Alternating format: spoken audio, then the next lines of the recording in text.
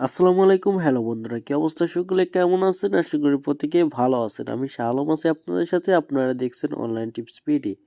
আজকে আমি আপনাদেরকে একটা মেসেঞ্জারের একটা অদ্ভুত একটা জিনিস দেখাবো, যে আপনার পুরানো হারিয়ে যাওয়া নাম্বারগুলা, মনে করেন আপনি সিমের ফোনটা রেস্টারে অথবা রিপোর্ট মারছেন, যে কোনো কারণে সিম চেঞ্জ করছেন, এখন আপনার কিন্তু কন্ট্যাক্ট নাম্বারগুলোটা কিন্তু হারিয়ে গেছে।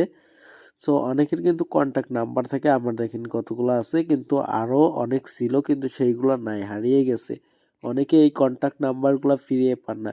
এখন আপনার ফোনে যত দিন আগের নাম্বার হোক না কেন, আপনার ফোনে সেভ করছেন, অথবা আপনার আপনার পুরানো ফেসবুক অ্যাকাউন্ট আছে, ওই অ্যাকাউন্ট যতদিন ধরে লগ ইন করেছেন তার মধ্যে যে কোনো নাম্বার যদি আপনি সেভ করেন, সেই নাম্বারগুলা কিভাবে ব্যাক আনবেন, আপনার হারিয়ে যাওয়া নাম্বারগুলা ব্যাক আনবেন কিভাবে, সেইটাই আজকে দেখাবো।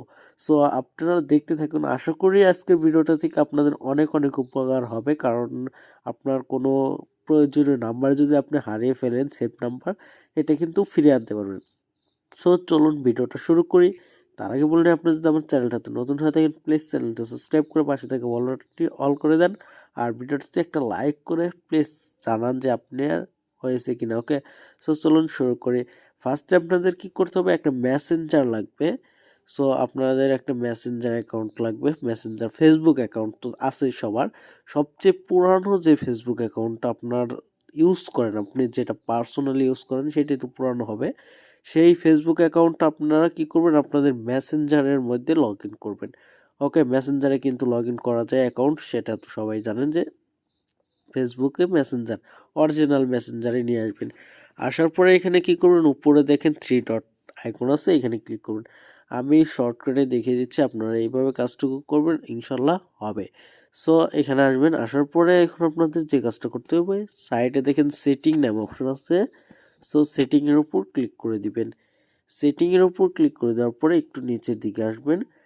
নিচের দিকে আসার পরে জাস্ট এখানে আপনাদের যে কাজটা করতে হবে,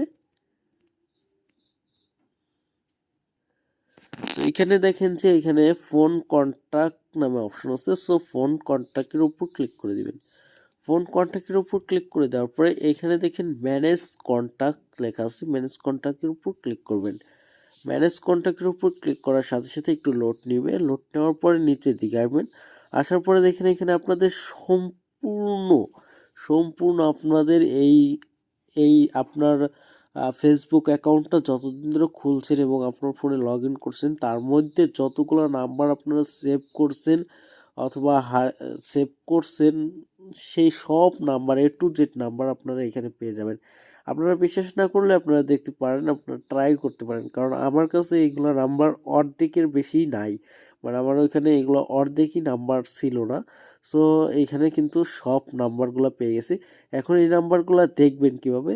সো এইখানে কিন্তু আপনারা দেখতে পাচ্ছেন যে নাম্বার কিছু হাইড হওয়া আছে।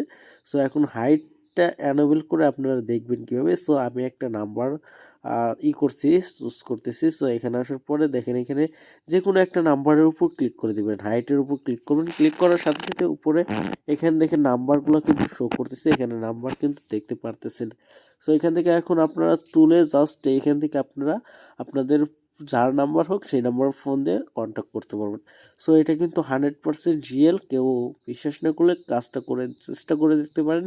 আর আজকের ভিডিওটা এই পর্যন্তই। যদি আপনাদের একটু উপকার হয়ে থাকে, প্লিজ চ্যানেলটা সাবস্ক্রাইব করে আমাকে একটু সাপোর্ট করেন ভাই।